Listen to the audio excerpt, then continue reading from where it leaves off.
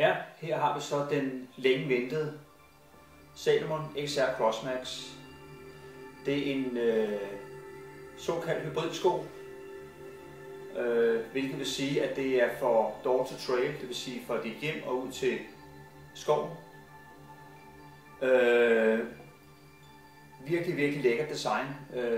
Rød fås nok også i en grøn, når den nu kommer.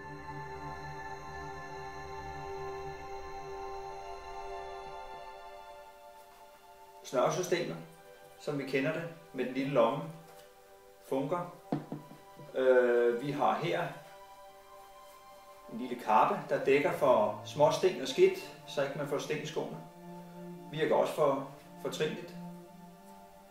Foran her har vi et bånd, der kører over, og det er til at måske at styrke den lidt. Der ligger noget åndbart materiale her, ligesom du kan få luftet foden lidt, og virker ret godt.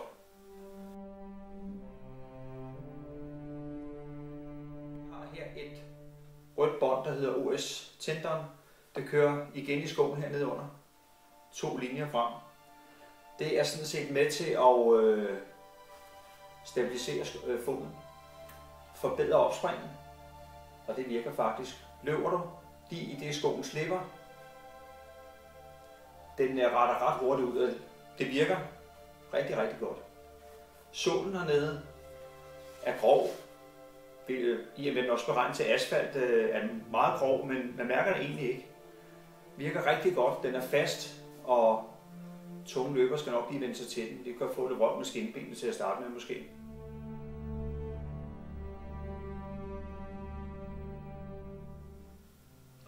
Ellers er den utrolig slidstærk. Jeg har løbet 600 km i den.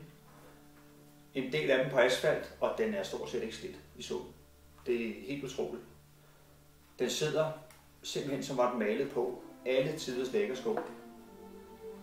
Eneste minus er, vi ser den nok først til april-maj måned, men den er ved at vente på. Virkelig.